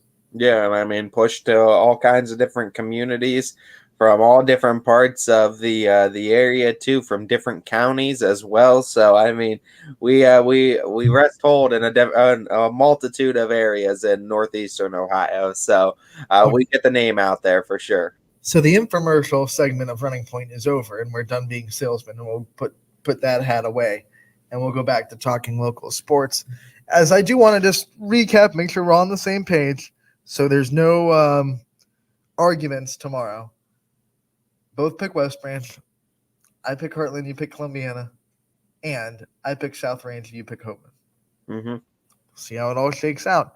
Tomorrow we have Crestview at Girard, and also a programming note. Tomorrow will be the last Running Point of the week. We will be off on Thursday and Friday and be back with you on Monday. So, if you're looking for Running Point on Thanksgiving, we'll probably be halfway into a turkey and then passed out on the couch by the time Running Point would be scheduled to be over. So, don't be looking for Running Point on Thanksgiving. We're sorry. If you're not out there getting turkey with it, you got to be getting turkey too. If you're not getting turkey and spending it with your family, I don't know what you're doing on Thanksgiving too. Unfortunately, if you're working too, I feel for you. As I understand, we want to shout out all the retail people that are putting in the work on Thanksgiving, especially Black Friday. It's crazy. It's like, the Hunger Games meets Game of Thrones. And if you are working in retail on Thanksgiving or on Black Friday, I feel for you, and I will remember you as you were if you don't come back from the battle. Yeah, no doubt. All of our workers too. Do you work Target on Friday? No. Black Friday. Thank God. They're not open. We need you back on Monday, so thank God you're not working. Yeah. They don't open on Black Friday. Is it all online stuff for their sales? Yep. That's easy. Yeah. Yep. As we also thank all of our law enforcement, hospital workers, all those people. Yes, absolutely. The even though we didn't really take a break during COVID-19, and we kind of made the jokes that we were essential, we understand that it was just a joke, and that there are a lot of people that are essential to our society functioning that are working through not just the COVID, but they'll be working through the holidays as well. So we think they work through holidays constantly too, with or without COVID. So we definitely want to thank all of our law enforcement, all of our hospital workers, all of our people that are going to be working and putting in time on Thanksgiving too, and for the holiday over this week. And one thing that we will be doing Friday, though, even though we won't have a show, we will be recording an interview with Josh Upshire, the head coach of the Badger boys basketball team. So we will have that debuting the Monday after Thanksgiving. So that'll be in the package and ready to go on Monday when we come back from our Thanksgiving break. So we are working over the holidays a little bit. We are putting stuff together. We haven't stopped completely. And there's a full slate of games on that Friday as well. So YSN is not shutting down, but Running Point and the other shows are. Yeah, for the days. So we'll have you covered for today. We'll have you covered for tomorrow, and then we'll be taking a little bit of a 4-day break with a majority of area schools. How many hours is that? I'm gonna have to do the math on Wednesday for my sign off. Yeah, honestly, it's gonna be a little bit longer, but yeah, we'll be back on Monday after a Wednesday show. That means also tomorrow we're going to be making a lot of picks because we might only have one game on the network that night, but we have to pick all of Friday's basketball games, all the playoff games, everything that's going to happen between Wednesday, Saturday games too. Everything that's going to happen between Wednesday and Monday is going to be picked tomorrow, which means one busy day for me and Ty, and also a chance for me to take a giant monster lead because I'm better than Ty and I know it, like Globo Jim. And the other thing is that'll be a lot of Twitter polls that you'll be able to follow with us on Running Point YSN on Twitter and interact with us and pick the games with us because we love to hear what you guys think and who you guys think are going to win. We've already had a lot of votes for tonight's games, and there's only 2 of them. I think it's going to be 26 total games between everything we're going to have to be picking tomorrow. So there's going to be a lot of picks. Yes. Basketball and both boys and girls and football. So a lot of picks happening tomorrow. A lot of picks. And we're not talking those or guitars. Yeah, there you go. I think of another pick joke. So I'm officially out of pick jokes, which means Running Point is going to take a break and be back to kind of wrap this up and talk a little bit more about what is going to be happening for the rest of the week. We'll be right back on Running Point, brought to you by Greenwood Chevrolet in Austintown. At Greenwood Chevrolet, shop with confidence knowing we're ready to go the extra mile for you. With the largest selection of used vehicles in the Valley, backed by the Greenwood Advantage Warranty. Only at Greenwood Chevrolet. My guy keeps it 100% of the time. He wants all 100, won't settle for 99. And it's more than stats because there's people in those numbers. And I was one of the lost sheep. I'm so glad he cares for all 100. I'm 100% safe, 100% free, 100% love. I can be 100% me. He gave all 100 when they put him up on that tree. That's 100% passion for 100% free. So if I play in front of 100, or if I play in front of 2, there's an audience of 1 getting 100% of what I can do.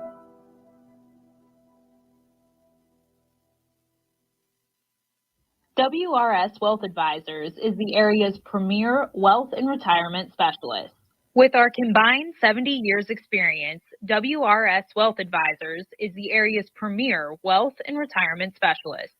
Call 330-965-0370 to learn more about our individual and corporate financial planning services, or visit wrswealth.com. Good luck, athletes.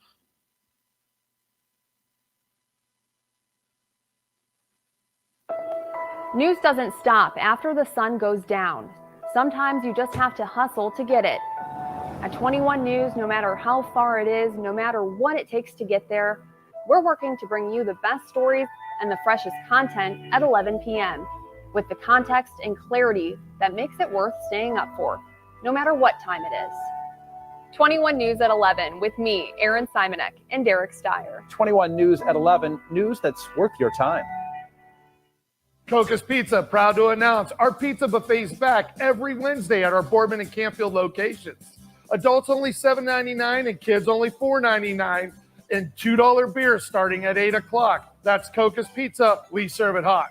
Every customer has a story, whether it's buying a car for the first time, helping them get approved, or finding the perfect car for their budget. I'm proud that people trust me with their story. I'm Tracy, and I'm ready to go the extra mile for you, only at Greenwood Chevrolet. Hi, everyone. This is DJ Yoakley with Your Sports Network. We appreciate your support of YSN and welcome you to the YSN family. Our broadcast streams are brought to you live at no cost to you by sponsors that are local to this community. Without the vision and generosity of our sponsors and partners, we would not be able to bring this game to you today. So please support the great businesses and leaders that are making this game possible. And if you're a business in need of great advertising and sponsorship opportunities, feel free to head over to our site for more information on the right fit for you. We are local, we are loyal, and we are live. We are YSN. Ah, the details. Baird Brothers Fine Hardwoods is one fine ride. Perfect cornering, superb handling, sporty and stylish, power to spare, plus awesome mileage. Yeah, jaw-droppingly beautiful lines and well appointed with luxurious trim. Put more oomph in your life and start beholding the molding. Find your home's fine hardwood at BairdBrothers.com.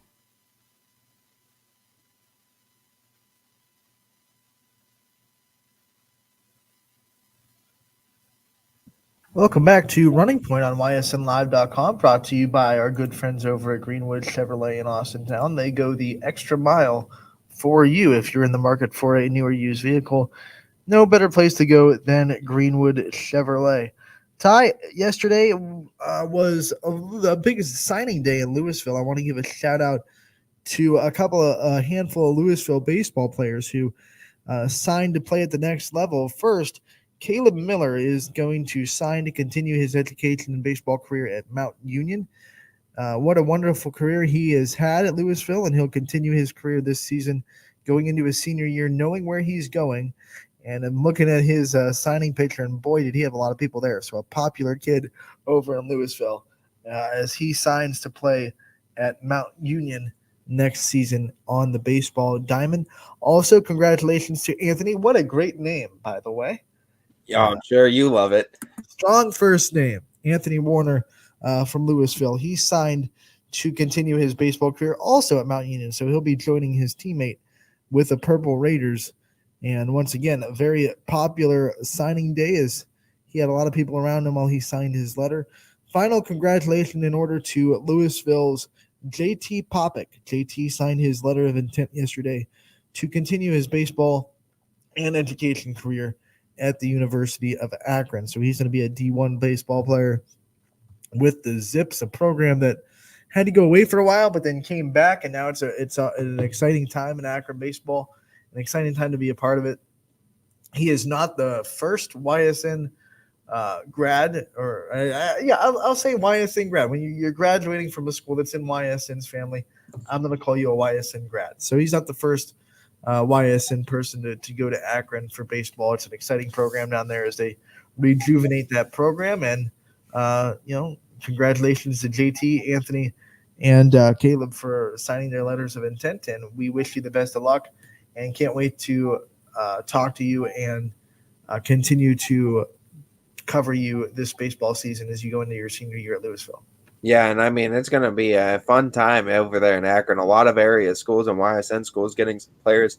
I think there's a certain pitcher from Austintown that might be getting maybe a certain joining JT for. Yeah, I don't know. We'll have to see how he does this upcoming season. I think he's pretty good too. But no doubt that Akron's going to be has done a lot of signings too, getting Joe Roth from Austintown, and now I mean they're doing work. They're signing from Louisville. There's a lot of great baseball players in this area and under our coverage too. And Akron realizing that and loading up, I think, some talent for the Zips. Louisville more than Austintown. That is like right in Akron's backyard. So they better be getting all the Louisville talent they possibly can. Yeah, absolutely. And I mean, they're loading up on some of the talent from Louisville, and no doubt getting some good ones. Getting some good ones indeed. Once again, we want to send a shout out to those 3 baseball players who signed. And we want to also remind everyone that as the season goes on, if you get your letters and you're ready to sign, if you want recognized by YSN, all you have to do is send us a message on any social media platform, whether it be Facebook, Twitter, Instagram, with a picture of your signing, your name, where you're going, and then maybe like a little blurb of your accomplishments. and we would love to recognize you and make you a nice graphic for our social media pages and put you up and recognize your talent and your hard work that you've put in to get this far. Yeah, no doubt. I mean, get out there and reach out to us too, and we would love to recognize our student athletes and our area athletes. And this is coming from Louisville AD Terry Horn. She shared this tweet yesterday as well, so it's a big day for Louisville athletics. Former Louisville football player Brody Hahn has been named the first team All OAC for Ohio Northern football. So proud day for not just incoming seniors for Louisville, but former Louisville football players, as he is having a great career at Ohio Northern on the football gridiron. Yeah, and I mean, football season winding down too. We got 3 teams in the state Final Four now too, that are 2 wins away from. And you know what's crazy? Like our first year covering football, some of the seniors that we were introduced to, they're finishing their college careers this year. That's incredible.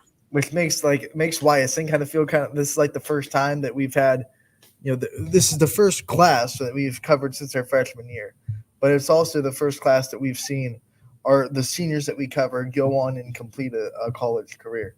And we've been following them, play people like Aniello Bazzacco down at Robert Morris, finishing his career. Peyton Remish. I'm sorry for only doing the South Range ones. Those are the only ones that popped up on my feed. But Peyton Remish finishing his football career too, and he was one of the ones that we got to cover in 2017. So it's one of those crazy things where like I said, we're in the first year where we've covered people from freshman year on, and we're also in the first year where people have graduated and gone through their college careers.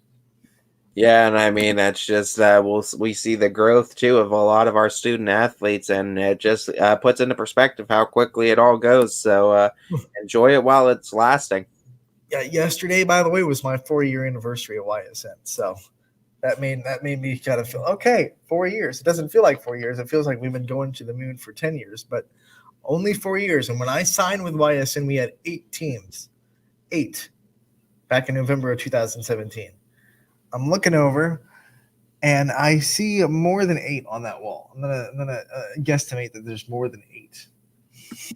Yeah, no doubt. And I mean, it shows the growth too. And I mean, we gotta remember that coming into this weekend too, our teams JFK, Springfield, Ursuline in Division 4, Division 6, and Division 7 all have chances to walk away with state championships too. So we are obviously in full support of them. Of course, you may have seen on social, Spectrum has some tight contacts with HSAA. So Spectrum has video rights. Spectrum has video rights, and they have selected those particular games for those divisions. So Spectrum will be at Ursuline, Spectrum will be at Springfield, Spectrum will be at JFK. So YSN will still be there. You'll still be able to listen to your favorite voices that cover your teams and have covered your teams all year. And the good news for the fans, I guess, is even though it's audio, it will be free. So it's audio only and free for Friday and Saturday night. Unfortunately, Spectrum kind of locked us down on that, but we also have you locked down on basketball both nights too. 6 basketball games so far confirmed on Friday night and 8 confirmed on Saturday night that are also free that you could watch too. That's going to have video and audio on the network absolutely free. And you know what else? Even though we're doing audio only, we will be in the stadiums, and we will have great post-game coverage. We will have all the bells and whistles we usually have, other than the live video. So we might even have some highlights now that our camera's freed up to do something else. Maybe we'll have some highlights put together for these games as well. Yeah, absolutely. As we definitely look forward to football. We got you taken care of. Spectrum can't hold us down. So yeah, no doubt. No doubt. Now, shout out to Spectrum Sports. They do a good job, and they have a partnership with OHSAA, and we are happy that we're still able to do these broadcasts while they do their job, like professionals. We're all professionals, and we can all respect each other. So we'll be doing our job. We'll be doing the audio broadcast, and you can hear your favorite voices still calling the games on ysnlive.com. Same deal that you always do. to get the games. You just won't have to hit that green button that says purchase your ticket for $9.99. You'll still go to ysnlive.com/live. You'll still find the link to your game there. Click on it. It'll take you to the team's page. Scroll past the sponsors, find the video player, and hit play, and you'll be good to go. Yeah, absolutely. And like we said too, if you can listen to that too, but if you want something to watch too on the network, we got you taken care of on the basketball end, both boys and girls on Friday and Saturday. So make sure to stay tuned. You said 26 games total over the weekend, right? 26 total. 26, we're going to be picking 6 games live basketball on Friday that are confirmed right now. We might have added. There's always a chance. Of course, games are always subject to change, but so far right now, what we have 6 confirmed and 8 confirmed for Saturday as of right now. So, I mean, we still have big plans for the week for the network. Absolutely. And, now that we have talked to Coach Zakor, we check. By the way, we like to keep a running total. We checked JFK off the list. I forgot to kind of point that out. We have talked to both coaches from JFK. Yep, we have. We checked JFK off the list too. And hey, like we said, we're gonna get post-game interviews and we'll get these coaches on the network any way possible. We got Coach Fritz on the network now. We got Coach Childers. We've already gotten a handful of coaches that we weren't able to get coaches' corners with on the network with these post-game interviews. Coach Kenny, Coach Childers, and Coach Ritz over at Latonia, all getting on the network with these post-game interviews. Yeah, no doubt. And like we said, we want to just make sure all of our coaches and area teams are getting airtime. And over the course of the season, we will make sure that happens. You know what else is going to be fun? In a couple of weeks, Baird Brothers Big Dog in the Valley is going to start back up again. And that means we're going to be able to get to talk to all the winners.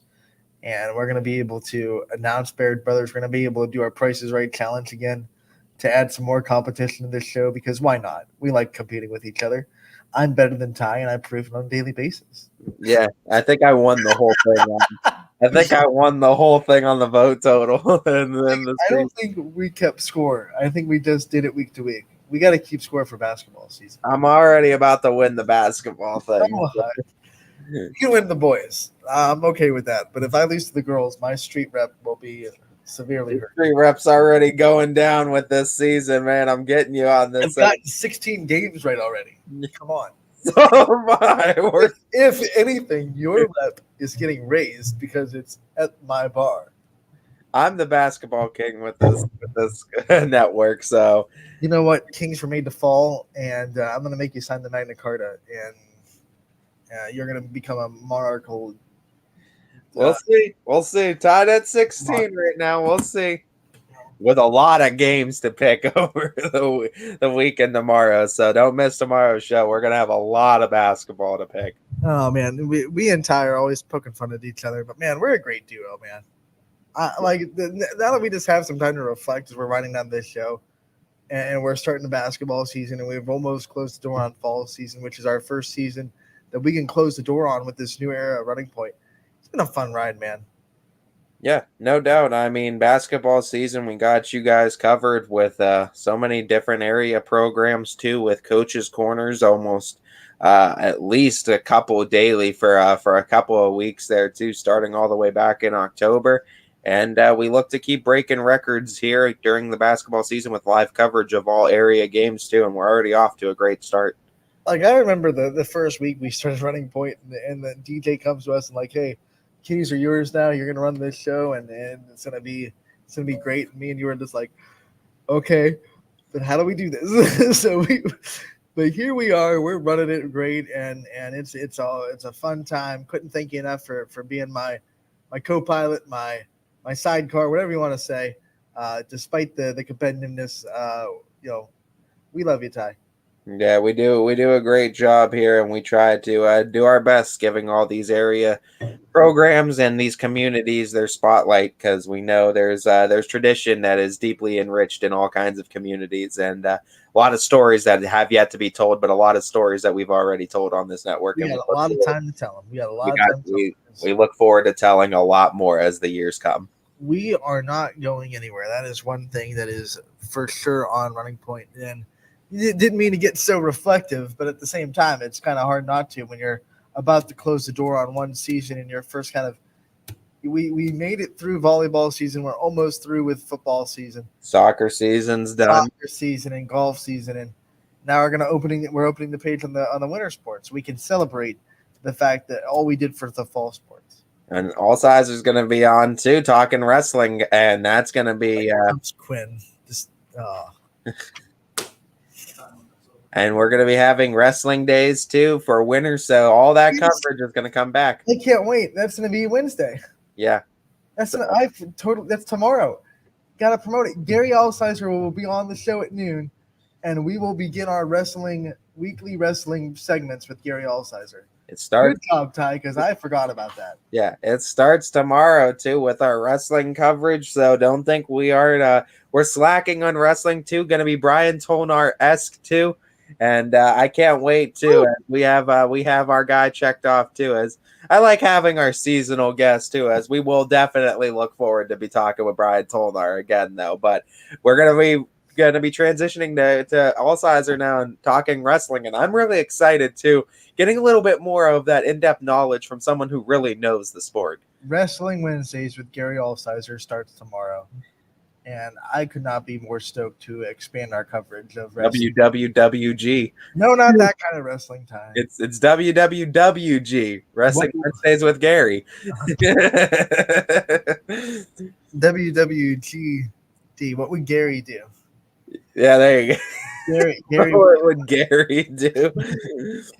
Gary would come on Running Point and share his wisdom with us. So we're excited for that. We'll see him tomorrow, and we'll talk some wrestling tomorrow along with more basketball and pick all this slew of games that we have between tomorrow and next Monday.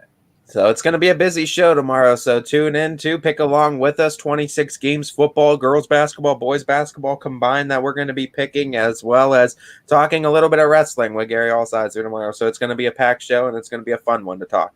So just for our viewers that are just now tuning in, I want to remind everybody on the network tonight we will have West Branch hosting Canfield, and Michael will have the call there. We'll also have Heartland Christian hosting Columbiana. Mark Franken on the call there. So 2 games on the network tonight. They both start at 7. Make sure to tune in there. I want to take the time to thank all the coaches that were able to either come on or give us our time that we can give us content on this show. Want to thank first and foremost Sean Zakor for coming on the show, giving us a preview of the JFK girls basketball team. They're off to a 2-0 start. Very exciting things are happening in JFK. We couldn't thank him enough for his time. We want to thank Pat Kenny.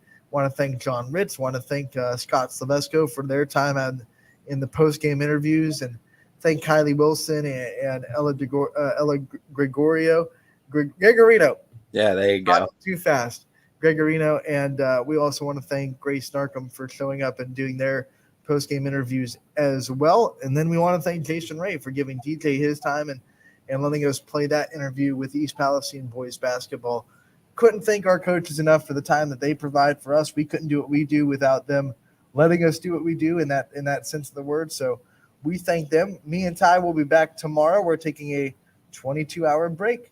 And until then, have a great evening. Casual Sports Podcast coming up next, 2 to 3. Power Hour from 3 to 4. 2 games on the network tonight. Don't miss the action.